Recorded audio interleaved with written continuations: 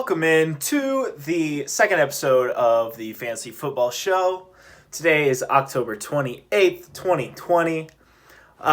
Yesterday there was supposed to be a podcast. I recorded it with the boys. I was joined by most of my league mates and my best friends, Bruce, Boyer, Zach, and Brandon. However, some technical difficulties occurred and we recorded the entire hour-long podcast, but there was no audio. So it was super disappointing. However, we really thought it was a good show, and I will be joined by them again in the future for sure. They were all down to do it again. Got my Ghostbusters shirt on for this spooky season. So yeah, we're just going to go ahead and jump into some news and notes for this Wednesday, October 28th of Week 8 of the NFL football season. So yesterday, Dalvin Cook was back in practice. He had a groin injury 2 weeks ago. The bye week was last week, and in that game 2 weeks ago, he did come in and took a carry, and he wasn't feeling it after that, and so he came out of that game.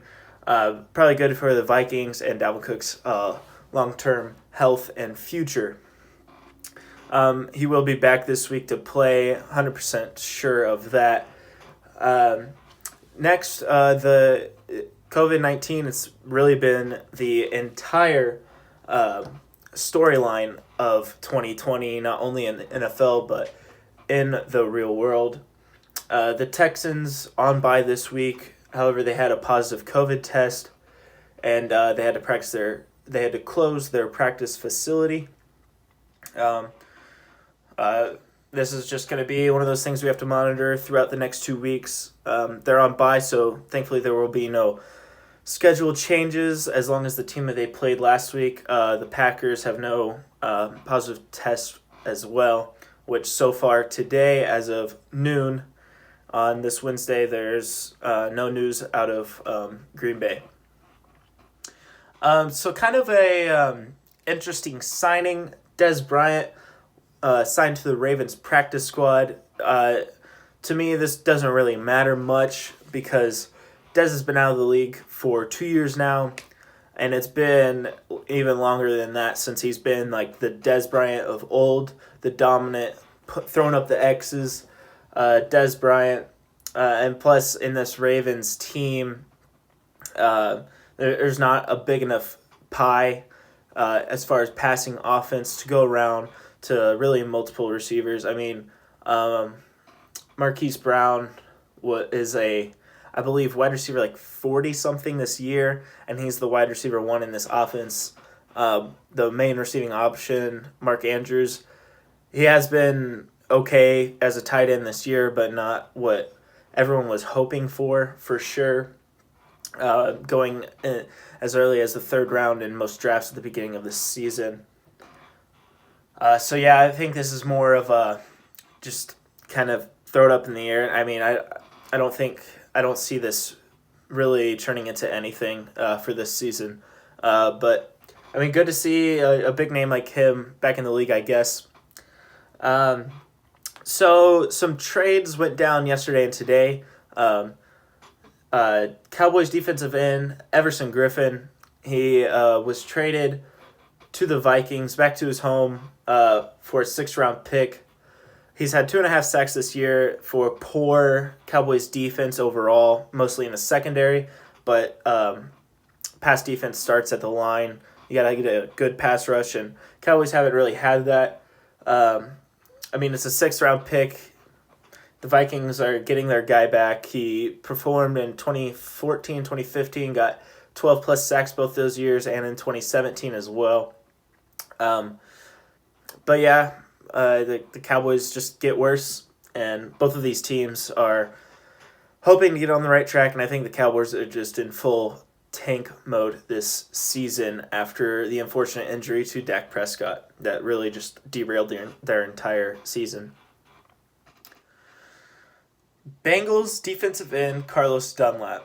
So this has been a storyline for the past few weeks now. After the game against Cleveland, he tweeted while he was in the locker room, even possibly, as Pat McAfee pointed out on his radio show, that he could have even just been in the locker room after that loss. He tweeted out like his square footage of his home, the details of it. He said like, send me proof of a buyer's funds and we'll talk. Like he wanted out of Cincinnati. He was traded to Seattle for a 7th round pick and the offensive lineman BJ Finley. Seattle desperately needs a pass rush. They are dead last in pass defense, and as I said before, the pass defense starts on the defensive line. Carlos Dunlap even posted a video like immediately after he was traded, that a video of him taking down his sign in the parking lot in the practice facility. So he wanted out and he was ready to go once news broke that he was sent out of Cincinnati. This is good for Seattle. I don't think that he is the player that he used to be. However, he's still a good football player and will get a decent pass rush for the Seattle Seahawks. I don't think he's eligible to play this week because of COVID protocols and all of that against the 49ers. So this will be more of a future move. But Seattle gets better on the defensive side of the ball, which they desperately needed, and Carlos Dunlap gets out of a situation he desperately wanted out of. Adam Schefter just tweeted that Bears wide receiver Allen Robinson is in concussion protocol this week. Concussions are different in each and every case. So, I mean, just got to pay attention to what is happening for the Bears, like practice.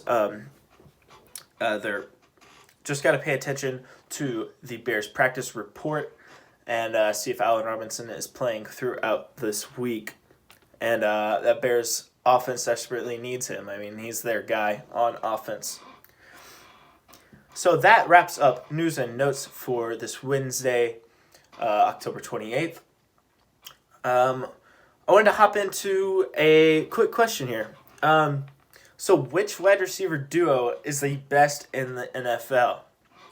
So what comes to mind to me this year is Atlanta, Minnesota, and Seattle. The Rams used to be in this debate, even with the best trio with Brandon Cooks. However, they have not been performing as well as they have in the past. Those Robert Woods and Cooper Kupp got paid, and then they're just not performing the way that they have been in the past. So starting off with Atlanta, they play tomorrow night on Thursday.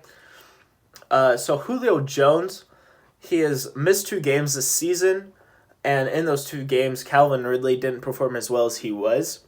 But Julio Jones is averaging 17.9 points a game in the games that he does play this season, and Calvin Ridley is the wide receiver 3 this year with 20.1 average fantasy points. I didn't really include Julio's rank because he's missed those 2 games, so by the end of the season it will kind of balance itself out. So Calvin really excels whenever Julio's out there because the defense hones in on Julio. I mean, you're not going to put your best defender as far as corner and the secondary goes on Calvin Ridley when you have arguably the best wide receiver in Julio Jones and definitely the best wide receiver in the past 5 seasons in Julio Jones. So Calvin Ridley gets that second best option, and he really excels. I mean, wide receiver 3 this year, he scored multiple touchdowns. Julio finally got into the end zone this last week. So Julio got into the end zone this past week, and I mean, these are just 2 great receivers, and they're really benefiting from a poor team, really. Atlanta is not the Atlanta of old, not the Atlanta that went to the Super Bowl. Their defense is really porous this year, and so they're really having to throw the ball quite a bit in the second half. Calvin Ridley this year has in the first 2 weeks he scored 4 touchdowns, 2 in each game, but that was against Seattle and Dallas, and we all know that those two teams are really poor, and he has a total of 6 touchdowns on the season. And Julio Jones this year has a total of 2 touchdowns coming against Minnesota 2 weeks ago. I meant to say 2 weeks ago Julio got into the end zone. That was his big breakout game this year with 35 fantasy points in PPR formats. So the next team I want to talk about is the Minnesota Vikings. Adam Thielen is the wide receiver 8 this year with an average fantasy output in PPR of 19.8 fantasy points. And Justin Jefferson's really emerging really in the past 4 or 5 weeks. He is averaging 18.1 fantasy points. He is the wide receiver 15 on the season. And I did some research on Justin Jefferson because he's had really just 2 boom games this season, which were against the Tennessee Titans, which we saw last week. The Tennessee Titans last week, they allowed Deontay Johnson and Juju to go off on them. So you kind of have to take Justin Jefferson's blow-up games with a grain of salt. He scored 26 against Tennessee, and Atlanta was the other game. Tennessee is the 26th best defense, so they're through the air. And Atlanta is the 31st best, so the second worst, through the air on defense against Justin Jefferson, who went crazy against Atlanta and Tennessee both. The next team I want to talk about for the best wide receiver duo is DK Metcalf with Seattle Seahawks and Tyler Lockett. Seattle has their offense with Russ. Just let Russ cook. They're finally letting him do his thing, and he is showing the player that he has been for the past few seasons. DK is the wide receiver 14 on the year, averaging 18.2 fantasy points. He was averaging 20 before this past game against Arizona, where he only put up 4 points. And Tyler Lockett is the current wide receiver 1 with a 24.2 average. However, he's not very consistent. He's had 2 huge games. It was capped off by that Cardinals game where he put up about 55 in our fantasy league. So his other blow-up game was against Dallas. So Dallas, as we know, poor. They're just bad on defense. The 2 games, so week 1 he had 17, week 2 he had 20, week 3, 39. And then against Miami, Seattle struggled as a whole. The West Coast traveled to the East Coast narrative. I mean, top left, literally as far as you can go. Top left Seattle going down to Miami, bottom right, is the farthest travel game this year. He only put up 6 points. He had 2 for 39. And then against Minnesota, who has been poor in the past defense this season, he put up 8. So he's not very consistent. The first 3 weeks, he was putting up an average of about 25, and then the past 3 weeks is just really boosted because of that 55-point performance against Arizona.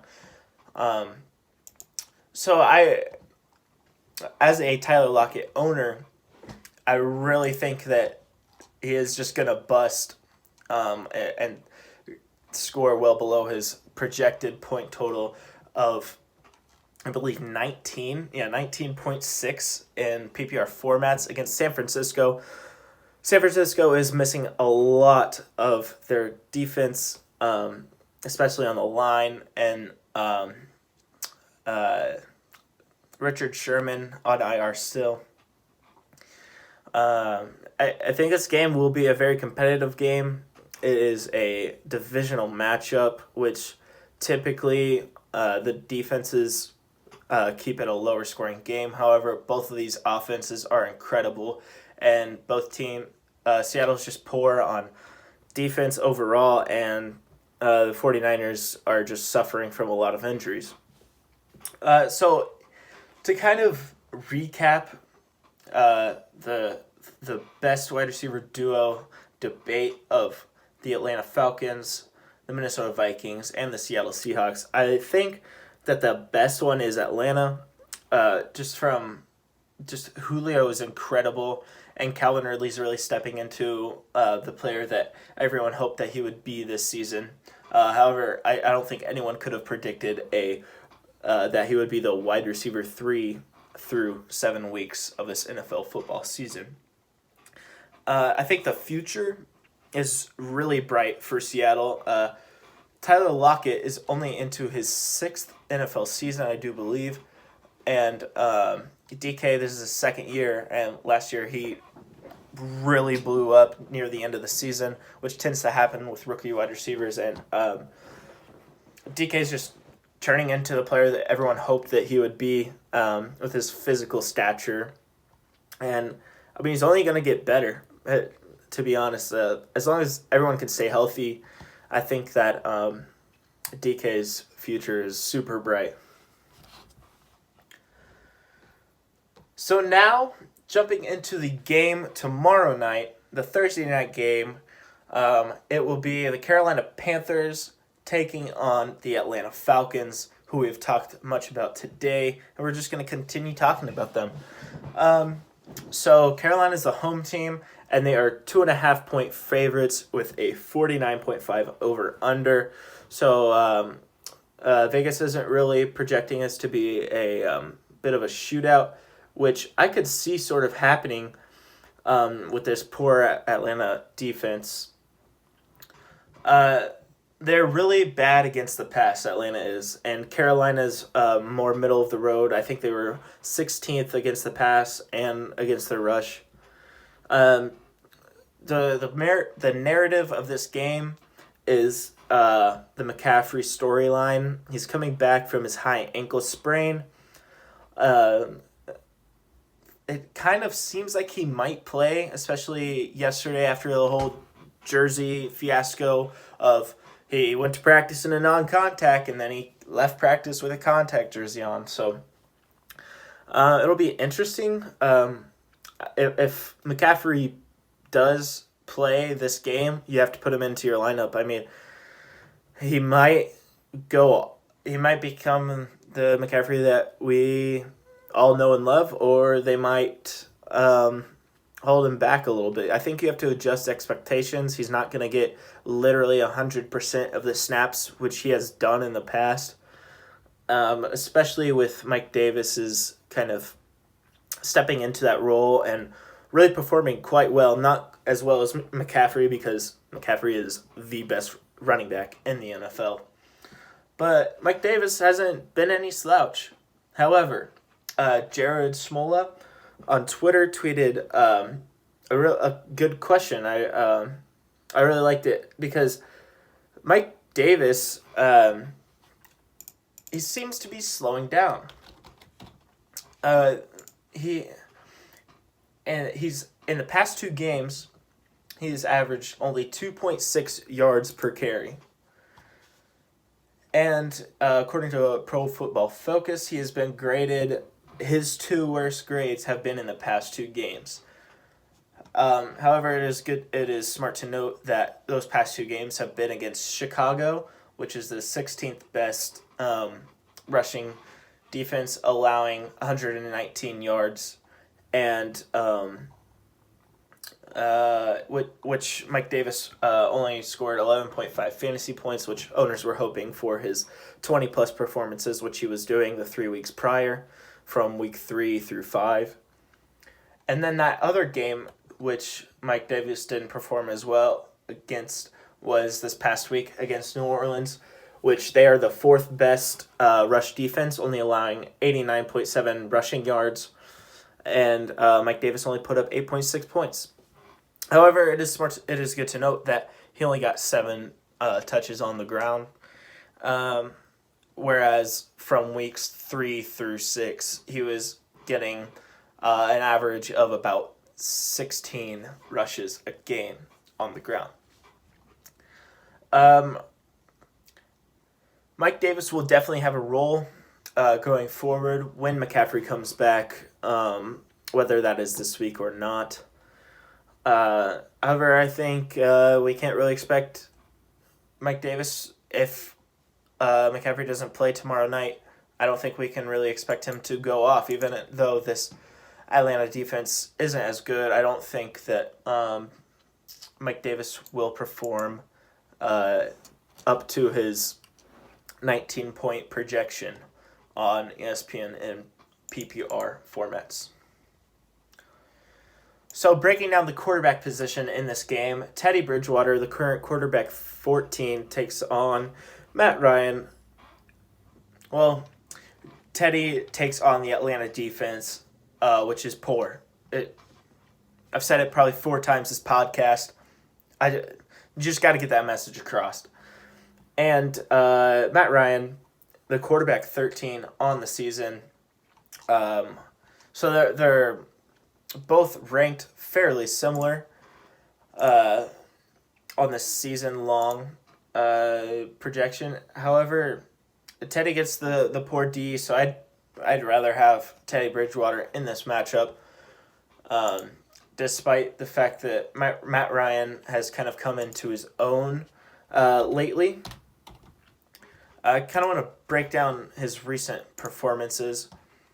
Last week, he was kind of projected to be a good streamer, but he only put up 17, but against Minnesota, he put up 33. I think that we can expect just an average performance from him, put up 18, 19 points. So now moving on to the running back position of this Thursday night game. Like I said before, if you have McCaffrey or if you have Mike Davis, you play them, whichever one is active. If McCaffrey's active, you got to put him into your lineup. But if he's not, you're sticking with Mike Davis. You got one more week out of him from adding him to the from the waivers. And he's been better than expected, and you gotta love that. Todd Gurley. I want to talk about Todd Gurley here. He's the current running back 8.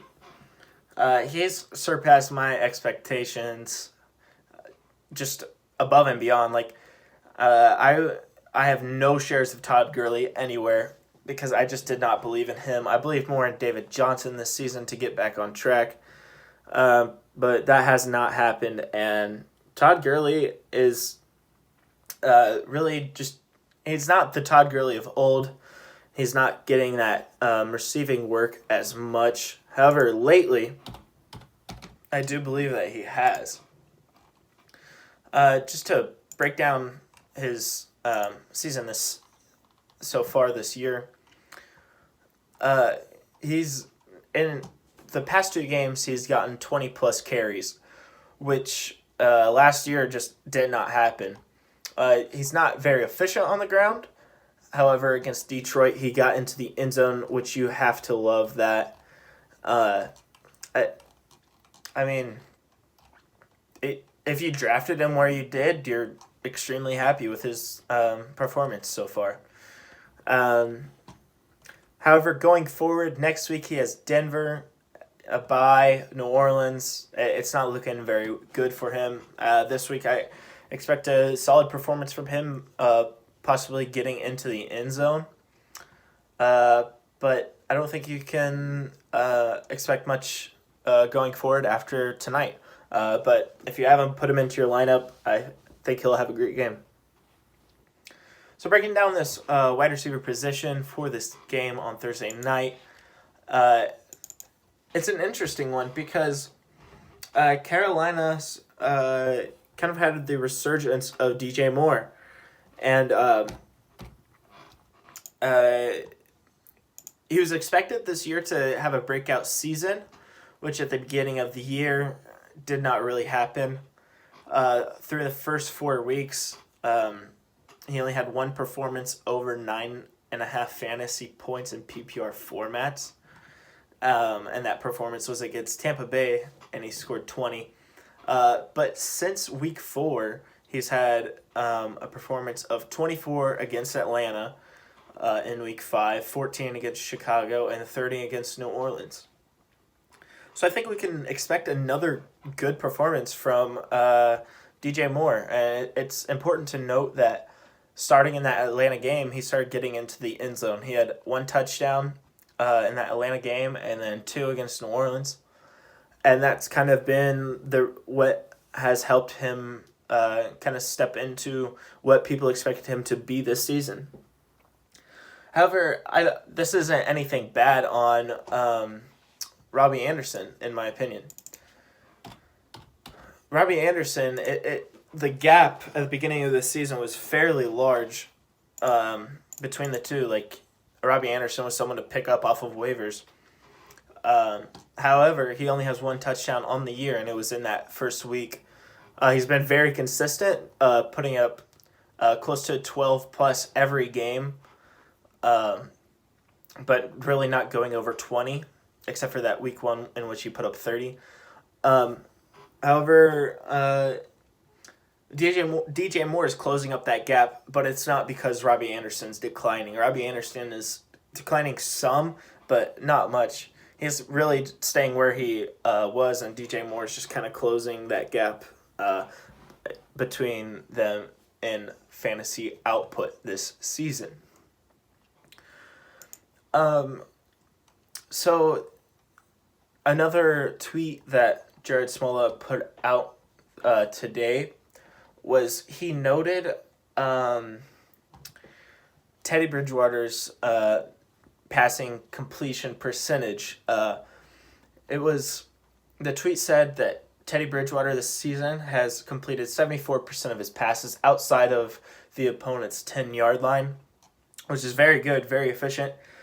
However, inside of that 10-yard line, he's only completed 46% of his passes. I feel like some of this has to do with Christian McCaffrey. And I mean, inside that 10-yard line, they're going to give him the ball, whether that's through the air or on the ground. But I think that's important to note that the reason why DJ Moore didn't have touchdowns in the beginning of the year was kind of due to this, and as well as Robbie Anderson now in this second quarter of the season, in this past 4 weeks.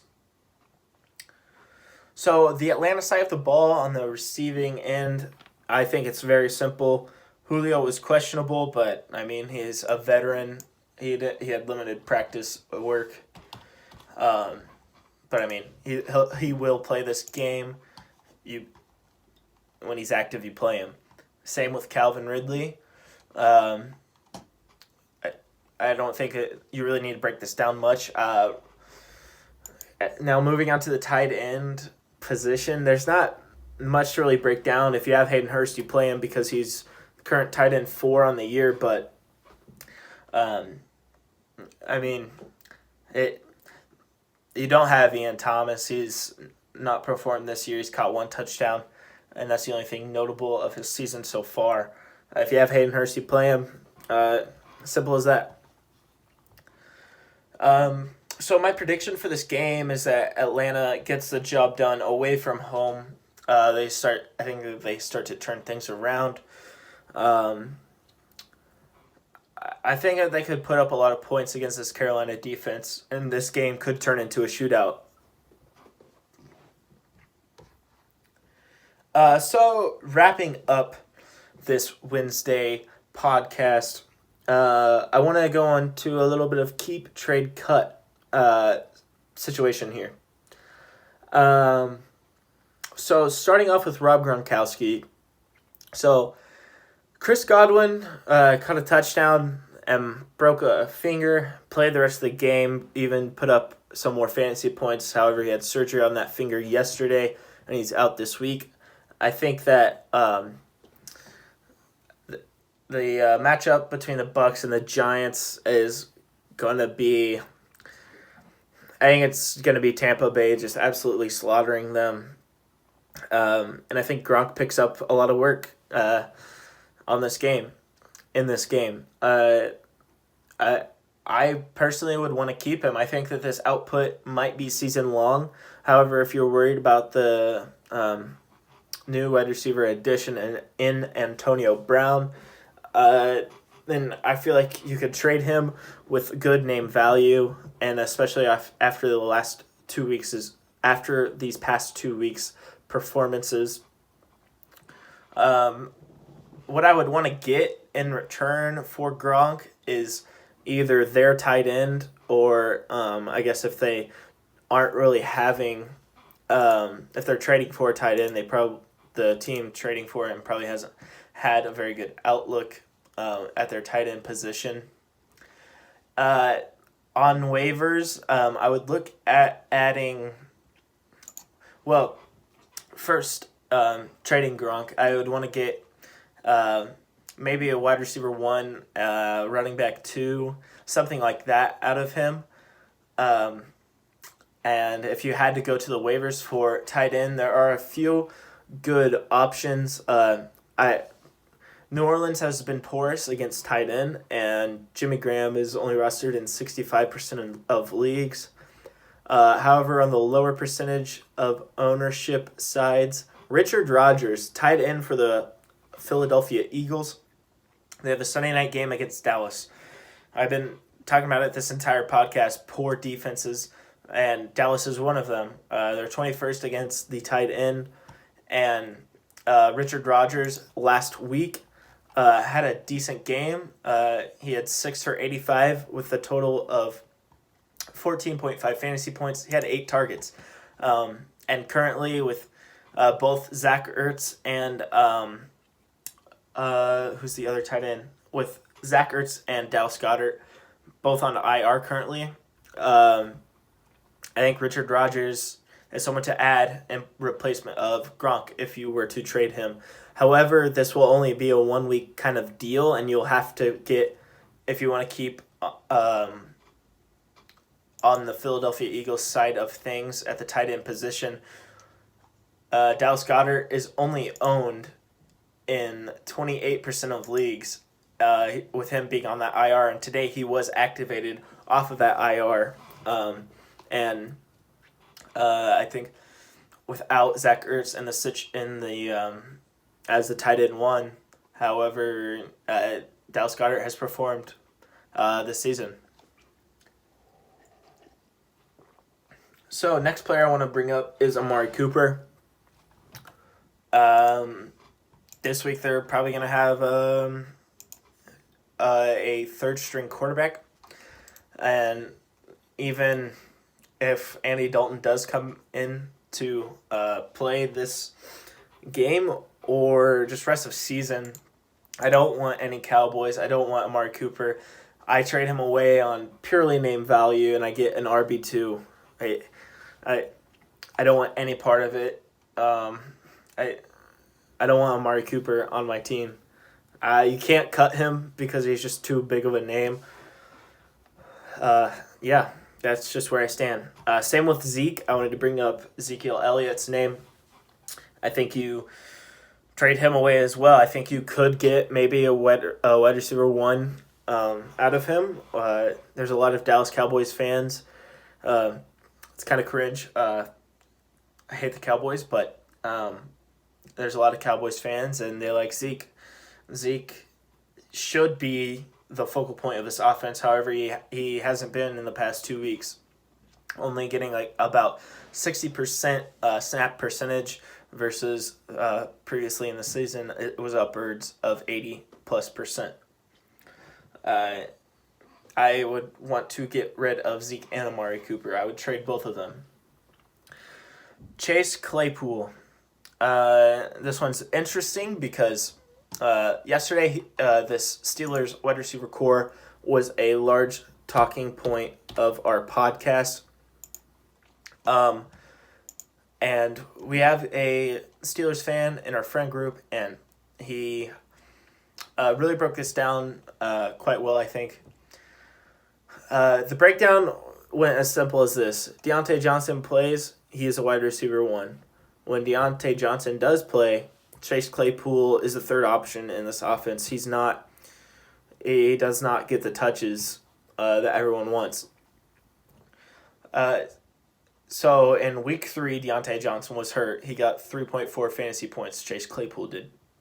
They had the bye week 5, against Philly. Chase Claypool had that 4-touchdown game, had 40-plus fantasy points in PPR. Diontae Johnson did not play. Cleveland, he puts up 18. Diontae Johnson didn't play. Tennessee, Diontae Johnson plays and gets 20-plus fantasy points, and Chase Claypool puts up 0.8 and only has 1 touch on the game.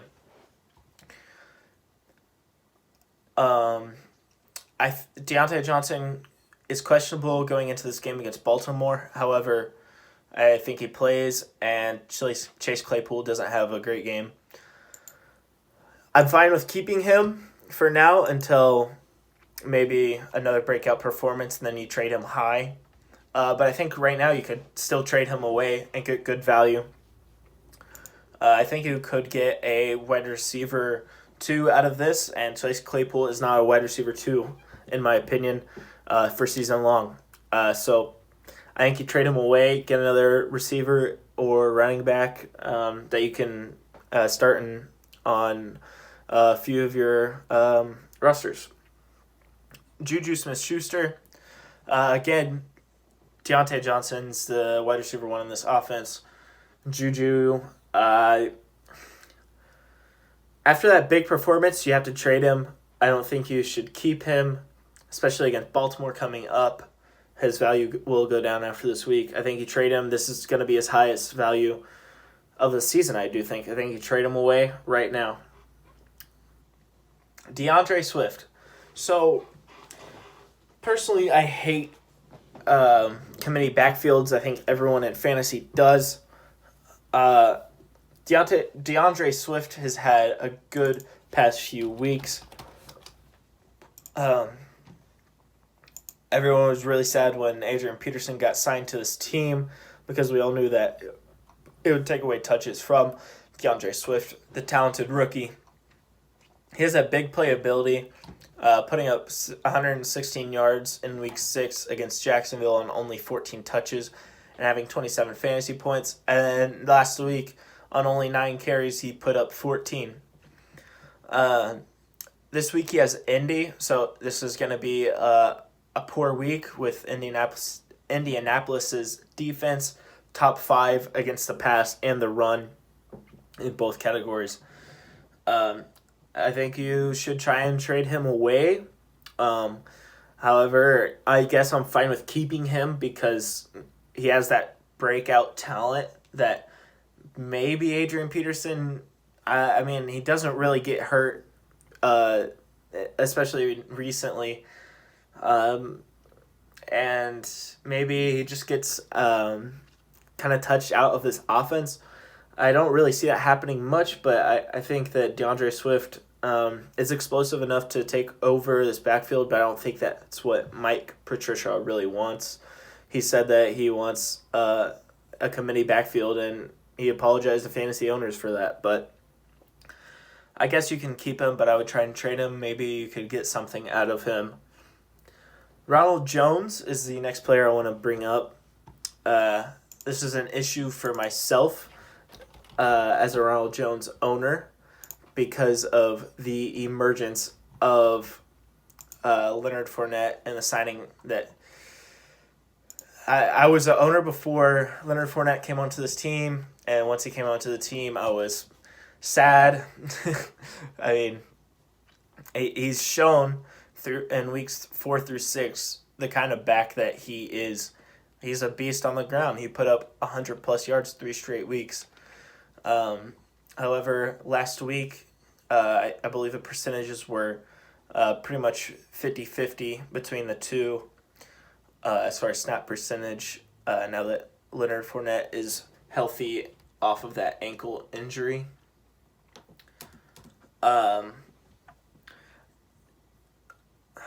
Where I would put him in this keep trade cut question, I guess I would keep him because he's on a great offense, an offense that will put up a lot of points on teams. I could see this game in Week 8 against the Giants getting kind of out of hand early, especially with that great defense that they have against Fumble Daniel Jones. And they could go up by 20 plus in the first half and just pound the rock the rest of the game. I'd rather have Ronald Jones on my team than him be on someone else's team, especially when, I guess not when, but if Leonard Fournette gets injured. This goes back to Rojo getting the bulk of carries. And he's shown that with that bulk of carries, he can be a 15-plus point performer. And I want that on my team. So I would maybe trade for him. I wouldn't give up much to get him because he's more of a handcuff kind of option right now. He's like how Latavius Murray, really efficient, gets the job done when he gets the ball, but doesn't get a whole lot of touches. The last player I want to bring up is DJ Chark. I think DJ Chark is on the border of keep and cut. I don't think many people are trading for him, really. It's hard to see that. It's hard to... it's just difficult to watch this Jags offense is really sputtering. And DJ Chark needs to get the ball. He's their best player. Everyone knows this. DJ Chark needs to get the ball. He is getting targets, which is good to see. Last week he had 7 targets, but he only had 1 catch. The week before that he had 14 targets. He had 7 grabs. They're just not high quality balls being thrown to him from Gardner, I guess. He's just not getting a lot of catchable balls. Doug Marrone did come out and say today that the future of his team in the bye week is unknown. He could look to bench Gardner Minshew, which I would personally hate to see. I mean, in my opinion, he's a decent quarterback. He's better than a lot of people give him credit for. He's entertaining. He's fun to watch. But DJ Chark, if you're in a slightly deep league, like a 12-team league, you have to keep him. There's not much better options. But if you're in a thinner league like I am in, I have an 8-team league, which I have him in, and I'm kind of in between cutting him or not. But he is on the bye week, so if you had to cut him for a good waiver ad yesterday, I completely understand. But with 21 targets in the past 2 games, I think you have to keep him. He's going to get opportunities. His schedule coming up is, let's see. His schedule coming up after the bye week is against Houston, Green Bay, Pittsburgh, Cleveland. Houston and Green Bay, I think he could have a good game. Pittsburgh, probably have to bench him if you're relying on him as a starter. Cleveland, Minnesota, you start him in those games. Probably Tennessee as well. However, ending the year, if you are in the playoffs at this point, if you have a Week 17 championship, especially Baltimore, Chicago, and Indy finishing the year off in Weeks 15 through 17, you wouldn't rely on him in those games, especially against those defenses.